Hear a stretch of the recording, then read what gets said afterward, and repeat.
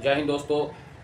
तमाम शिक्षकों, शिक्षिकाएं, शिक्षा सेवक, तालीमी मरकज, कलेक्ट्रेट में धरना स्थल पर बैठे हुए परिचारी, विशिष्ट परिचारी और माननीय जननायक कर्पूरी ठाकुर पूर्व मुख्यमंत्री के स्मारक के नज़दीक बैठे हुए हैं डीएमसी दैनिक वेतनभोगी कर्मचारी सभी भाई बहने को आदाब।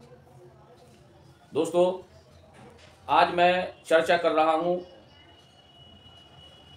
नियोजित शिक्षकों, बीपीएससी शिक्षकों, तालीमी मरकज, शिक्षा सेवक, परिचारी, दैनिक वेतनभोगी कर्मचारी, केआरपी, एएनएम, आंगनवाड़ी सेविका, रसोईया भाई बहनें सभी के उत्थान के लिए, सभी के गाइडलाइन के लिए मैं आपके सामने में कुछ परिचर्चा रख रहा हूं। पहले नियोजित शिक्षकों के बारे में कहना चाहता हूं कि नियोजित शिक्षक सावधान। आप देखे होंगे कि जहां पर 11,000 वोल्ट का या 11 लाख वोल्ट का इलेक्ट्रिक लाइन रहता है, वहां पर लिखा रहता है सावधान। मतलब बहुत बड़ा शॉर्ट सर्किट या इलेक्ट्रिक करंट लगने वाला रहता है, वहीं पर लिखा रहता है सावधान। तो मैं नियोजित शिक्षकों को इसलिए सावधान कर रहा हूँ मेरे भाई बहनें कि इन दिनों 22 फरवरी से 12 मार्च तक विशिष्ट शिक्षक नियमावली के अंतर्गत सक्षमता परीक्षा का फॉर्म भरने का डेट इशू हो गया है। आप समझदार हैं, मेरे मशवरा में ये फॉर्म आपके लिए काल होगा। आप जहां हैं वो अच्छा जगह है, तो ये काल कैसे बनेगा? मैं फिर बोल रहा हूं, डंके की चोट पर कह रहा हूं, जिनको अगर मेरे साथ बात करना है, हमारे कमेंट बॉक्स में मेरा मोबाइल नंबर भी है, व्हाट्सएप नंबर है, आप उससे बात कर सकते हैं। मैं अपने अनुभव के आधार पर कह रहा हूं कि भारत का संविधान विश्व में सबसे अच्छा संविधान है। पहले ही इंडिकेट कर देता है कि यह सही है, यह गलत है। तो जब 52 वर्ष 40 वर्ष के से एक्स्ट्रा एज का उम्मीदवार का एज एक्सपायर हो जाता है, सेवा में निरंतरता नहीं रहेगा, प्रोविजनल ज्वाइनिंग लेटर फिर मिलेगा, ये अवैध है, अवैध है, अवैध है। इसीलिए आपको मन चाहे, दिल चाहे तो आप फॉर्म भर सकते हैं, नहीं तो नहीं भर सकते हैं। यह चैनल आपको एक डंका की चोट पर एक सुझाव देता है। रहा बीपीएससी शिक्षक शिक्षिकाओं के बारे में, तो आपके साथ माननीय नीतीश कुमार जो बिहार के मुख्यमंत्री है, घोर अन्याय किया है। आप इतने बड़े संस्था से पढ़े हुए हैं, इतने बड़े संस्था से एग्जामिनेशन पास किए हैं, और आपको शोषित पीड़ित करने का काम नीतीश सरकार किया है, लॉलीपॉप दे करके। मैं इस संबंध में बताना चाहता हूं, एक होता है जो लोग एग्जामिनेशन पास करके जाते हैं नौकरी में, एक होता है वस्तानिया, फौकानिया, मौलवी, आलिम, ये उर्दू अरबी लाइन से। एक होता है मध्यमा, उत्तर मध्यमा, शास्त्री, उपशास्त्री, आचार्य। एक होता है 10वां +2 और BA first part, second part, third part, MSc, ये यूनिवर्सिटी और बोर्ड से होता है। और एक होता है सीबीएसई बोर्ड, ये अलग बोर्ड है जो प्राइवेट स्कूल से चलता है। अपने अपने दिल पर धैर्य रख करके बोलिए कि 1 नंबर कौन है, 2 नंबर कौन है, 3 नंबर कौन है, 4 नंबर कौन है, इक्विवेलेंट सब है। मैं किसी को खराब नहीं कर रहा हूं, लेकिन कुछ ना कुछ महत्व ऊपर नीचे है। अब किसका महत्व ज्यादा है, किसका महत्व नीचे है, वो आपका रिजल्ट कहेगा। ठीक इसी तरह से बीपीएससी शिक्षक शिक्षिकाएं वहां से उत्तीर्ण होकर के एग्जामिनेशन पास करके शिक्षक शिक्षिकाएं बने हैं, जहां से बीपीएससी गेजेटेड अफसर बनता है। मतलब एक विधानसभा सचिवालय है या कोई भी ऑफिस है, तो उसमें उसी गेट से स्वीपर भी जाता है, और उसी गेट से माननीय मुख्यमंत्री बिहार सरकार भी जाते हैं, और उसी गेट से माननीय विधानसभा सदस्य भी जाते हैं। एक गेट एक ही है। ठीक उसी तरह से, हाँ, लेकिन वहां जो नौकरी करता है, स्वीपर भी करता है, तो उसका एक अलग महत्व है। ठीक उसी तरह से बीपीएससी से एग्जामिनेशन पास कर करके शिक्षक बने, उसका महत्व ज्यादा है, और सरकार इसके साथ घोर अन्याय किया है। अन्याय तो अन्याय, एक एक महिलाएं को, एक एक लड़कियां को दूर दूर जो है स्थानांतरण किया है, घोर अन्याय है। अगर बक्सर का है तो दरभंगा में है, दरभंगा का है तो बेतिया में है, अब बेतिया का है तो किशनगंज में है। शिक्षक जब तनाव रहेगा शिक्षक जब मानसिक तनाव में रहेगा तो बच्चे के भविष्य के निर्माता कैसे हो सकते हैं? ये घोर अन्याय है। अब रही बात तालीमी मरकज और शिक्षा सेवक, ये आप जहां हैं पुख्ता हैं, आपको परमानेंट होगा नौकरी, ये गारंटी है। सरकार को मैं एक और बात कह देना चाहता हूं कि तालीमी मरकज हैं और शिक्षा सेवक हैं, इसमें जो महिलाएं हैं उसको विशेष आकस्मिक अवकाश मिलना चाहिए। दोस्तों, आप हमारे इस वीडियो को इतना ज़्यादा शेयर कीजिए, इतना ज़्यादा शेयर कीजिए, लोगों को पहुंचाइए कि ये वायरल हो जाए, सरकार तक पहुंच जाए, दरभंगा डीएम तक पहुंच जाए, डॉक्टर एस सिद्धार्थ अपर मुख्य सचिव शिक्षा विभाग के यहाँ पहुंच जाए और यह हमारा चैनल देख करके वो लिखे कि मैं कौन बात गलत बोल रहा हूँ। ये डंके की चोट पर मैं कह रहा हूँ कि जो बात है एकदम बिल्कुल सही है, कोई गलत बात नहीं बोल रहा हूँ, ये मेरा अनुभव है। दूसरी बात कि उसी तरह से एएनएम हैं, भाई बहनें हैं, उनको भी सरकार शोषित कर रहे हैं, उसको कम वेतन है। एक केआरपी है जिसका काम है शिक्षा सेवक तालीमी मरकज को एब्सेंटी पहुंचाना, स्कूल में निरीक्षण करना। सरकार इसके साथ अत्याचार अन्याय कर रहा है। क्या अत्याचार कर रहा है कि ड्यूटी 1 महीना और वेतन 500 रुपये रोज 20 दिन का। ये तो घोर जुल्म है, अन्याय है। ठीक इसी तरह से महिलाओं को शोषित करने का काम कर रहे हैं।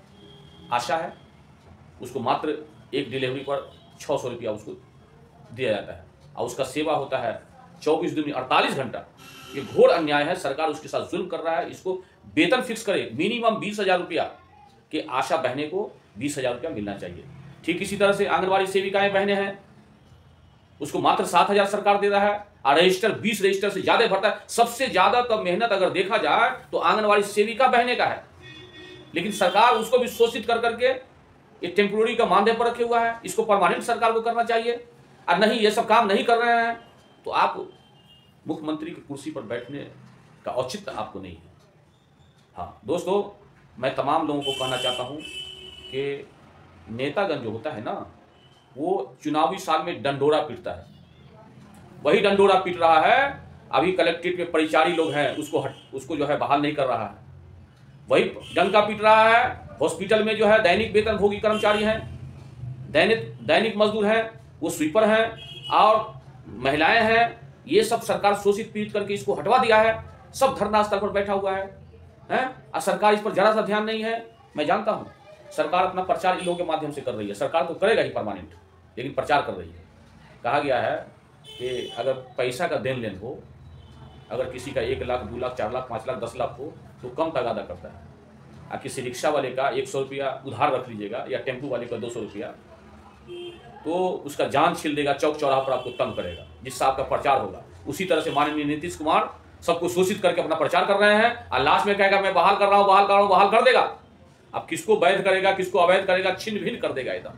वही जो है नियोजित शिक्षकों को लॉलीपॉप देने के लिए बहाल कर रहे हैं। ये सब घोर अन्याय है, जुल्म है। सरकार से गुजारिश है, निवेदन है कि शिक्षा सेवक तालीमी मरकज इसको अवश्य परमानेंट कीजिए। अब परिचारी का मामला है, परिचारी में तो जगह जगह जो है कलेक्ट्रेट में केस किया हुआ है, मोतिहारी में भी केस किया हुआ है 21,846/2014, इससे भी डिग्री प्राप्त है। दरभंगा के लोग जो केस किए वो भी डिग्री प्राप्त है। और जहां जहां जो परिचारी का पद जो है लिस्ट बना हुआ है, पैनल अभ्यर्थी, वो सब केस किया, सब जगह से केस जीता हुआ है। सरकार एकदम नरमस्तक बना हुआ है। माननीय नीतीश कुमार एक जरा ध्यान नहीं दे रहा है। मैं तो कहूंगा सोशल मीडिया के माध्यम से आप उतरिए कुर्सी से, नहीं तो आप कुर्सी के बैठने के लायक नहीं है। महिलाओं सब बैठे हुए हैं कर्पूरी चौक पर, कितने 1 महीना से ज्यादा हुआ दरभंगा में परिचारी लोग बैठे हुए हैं, आप बहाल नहीं कर रहे हैं। आप देखिए क्या हाल है उन लोगों का, कितना का तबियत खराब हो गया। आपको धमकी दे रहा है कि हमको बहाल कीजिए, नहीं तो हम आत्महत्या कर लेंगे, आप फिर भी आप नहीं सुन रहे हैं। दोस्तों, आप हमारे चैनल को ज्यादा से ज्यादा शेयर कीजिए ताकि ये चैनल माननीय नीतीश कुमार के पास पहुंच जाए और आप सभी लोग इंप्लाइड हो जाए, आप सभी लोग लाभान्वित हो। मैं सरकार से अंतिम गुजारिश करता हूं कि महोदय, आप वह कुर्सी पर हैं कि आप पिछड़े का भी मुख्यमंत्री हैं और अपर का भी मुख्यमंत्री हैं, आप गरीबों का भी मुख्यमंत्री हैं, आप घर के गार्जियन हैं। आपके नजदीक नहीं उठेगा तो कौन किसके नजदीक उठेगा?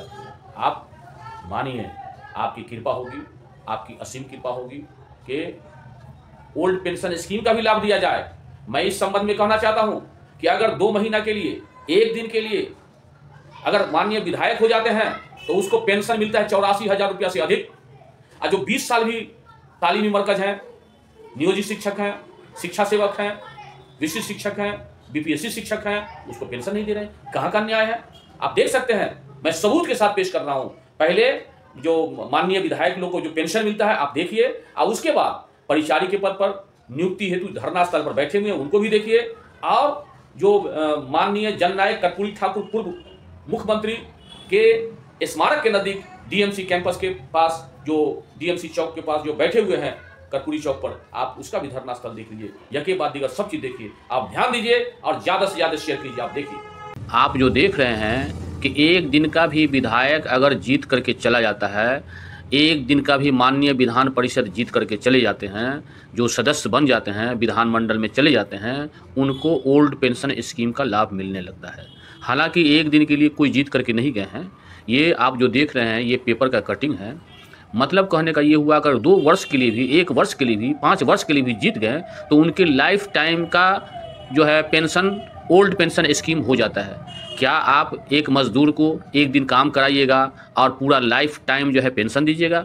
नहीं, देना ही पड़ रहा है, देना मुनासिब है। इसी तरह से नियोजित शिक्षक हो, विशिष्ट शिक्षक हो, बीपीएससी शिक्षक हो, शिक्षा सेवक हो, तालीमी मरकज हो इत्यादि, या गेस्ट शिक्षक हो, ये सेवा 20 साल, 30 साल, 40 साल के लिए करते हैं। लेकिन सरकार जो है इन लोगों को ओल्ड पेंशन स्कीम का लाभ नहीं देता है, जबकि ओल्ड पेंशन स्कीम जो है बुढ़ापे का बहुत बड़ा हथियार है, बहुत बड़ा हथियार है। इसीलिए रायन फैमिली चैनल कहता है, और इनका विचार है, समाज का विचार है कि माननीय विधायक जो जीत करके जाते हैं वो अपना पेंशन कैंसिल करवावे, तब जो है सामाजिक न्याय की सरकार होगी, और सामाजिक न्याय ये बिहार में चलेगा। आप जो देख रहे हैं ये पेपर कटिंग, इसी का हवाला देते हुए मैं बिहार सरकार से कहना चाहता हूँ, गुजारिश करना चाहता हूँ कि जितने भी शिक्षक शिक्षिकाएं हैं, जितने भी तालीमी मरकज हैं और जितने भी शिक्षा सेवक हैं, उन लोगों को भी ओल्ड पेंशन स्कीम का लाभ दिया जाए। अन्यथा माननीय विधायक का भी जो पेंशन मिल रहा है ओल्ड पेंशन स्कीम, उसको कैंसिल किया जाए। हालांकि बुढ़ापे का बहुत बड़ा हथियार है।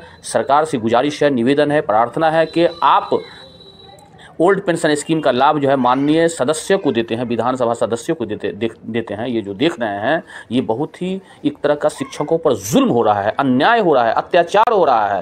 इंकलाब जिंदाबाद जिंदाबाद जिंदाबाद, पैनल अभ्यर्थी जिंदाबाद जिंदाबाद जिंदाबाद, पैनल अभ्यर्थी जिंदाबाद जिंदाबाद जिंदाबाद, पैनल अभ्यर्थी की मांगे जायज है, पैनल अभ्यर्थी की मांगे जायज है, पैनल अभ्यर्थी को नियुक्ति करना होगा, पैनल अभ्यर्थी को नियुक्ति करना होगा, जिला पदाधिकारी खोलो काम, नहीं तो होगा निंदा, जिला पदाधिकारी खोलो काम, नहीं तो होगा निंदा, नीतीश कुमार खोलो काम, नहीं तो होगा निंदा। मेरा नाम मोहम्मद जमील अख्तर, मैं पैनल अभ्यर्थी हूँ। 22/1/2025 से अभी तक धरना स्थल पर बैठे हुए हैं।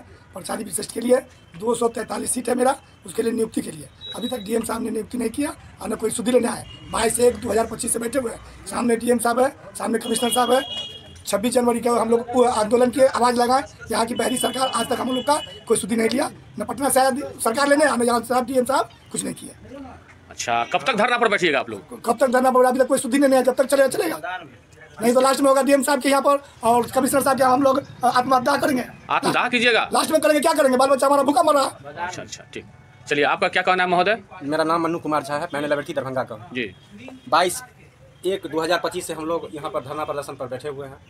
हम लोग का एक ही मांग है, 234 आदमी को हम लोग को नियुक्ति पत्र दिया जाए। बगल में डीएम साहब का आवास है, बगल में कमिश्नर साहब का आवास है और रिपोलो मैदान सामने है। हम लोग अनिश्चितकाल पर बैठे, अभी तक हम लोग से सुधि बुद्धि लेने के लिए नहीं आए। जब तक हम लोग अभी तक हम लोग भूखे कगार पर हैं। हम लोग को नियुक्ति जब तक नहीं मिलेगी तब तक हम लोग जारी रखेंगे। इससे नहीं होगा तो अनशन करेंगे, नहीं उससे भी नहीं होगा तो आत्मदाह हम लोग डीएम साहब के कार्यालय में करेंगे। ये धरना कब तक आप लोग अनिश्चितकाल चलाएंगे सर? अनिश्चितकाल, जब तक हम लोग का मांग पूरा नहीं होगा तब तक हम लोग करेंगे। चलिए आपका क्या कहना है? कर्मचारी को 22 को एक जन देना होगा, सरकारी सेवा में समायोजन करना होगा, सरकारी सेवा में समायोजन करना होगा, नहीं तो इंकलाब जिंदाबाद जिंदाबाद जिंदाबाद, इंकलाब जिंदाबाद जिंदाबाद जिंदाबाद। कर्मचारी का नौकरी वापस करो, वापस करो, कर्मचारी का नौकरी वापस करो, जिंदाबाद जिंदाबाद। कर्मचारी के मांगे जायज है, कर्मचारी के मांगे जायज है, कर्मचारियों को काम पर वापस लेना होगा, कर्मचारियों को काम पर वापस लेना होगा।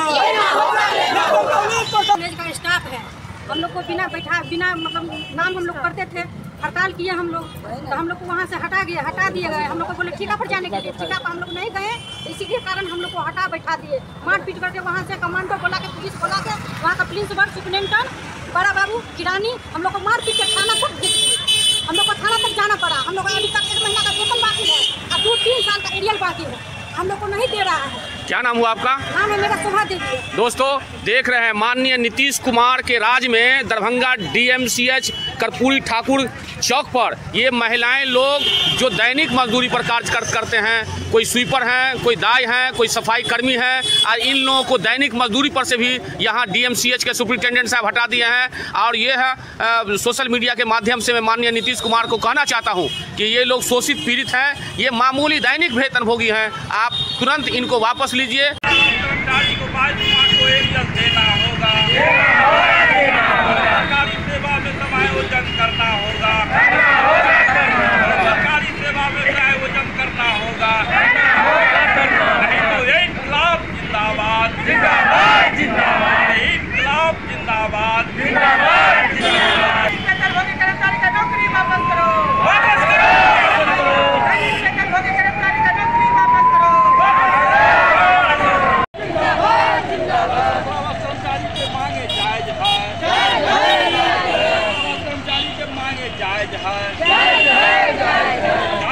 बस कर्मचारियों को काम पर वापस लेना होगा, कर्मचारियों को काम पर वापस लेना होगा।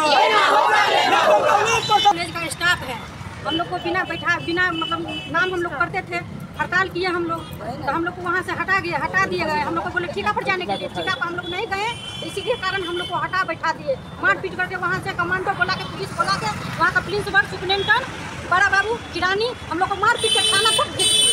हम लोग को थाना तक जाना पड़ा। हम लोग अभी तक 1 महीना का वेतन बाकी है और 2-3 साल का एरियल बाकी है, हम लोग को नहीं दे रहा है। क्या नाम हुआ आपका? नाम है मेरा शोभा देवी। दोस्तों देख रहे हैं माननीय नीतीश कुमार के राज में दरभंगा DMCH कर्पूरी ठाकुर चौक पर ये महिलाएं लोग जो दैनिक मजदूरी पर कार्य करते हैं, कोई स्वीपर हैं, कोई दाई हैं, कोई सफाई कर्मी हैं, और इन लोगों को दैनिक मजदूरी पर से भी यहाँ DMCH के सुपरिटेंडेंट साहब हटा दिए हैं। और ये है सोशल मीडिया के माध्यम से मैं माननीय नीतीश कुमार को कहना चाहता हूँ कि ये लोग शोषित पीड़ित हैं, ये मामूली दैनिक वेतनभोगी हैं, आप तुरंत इनको वापस लीजिए।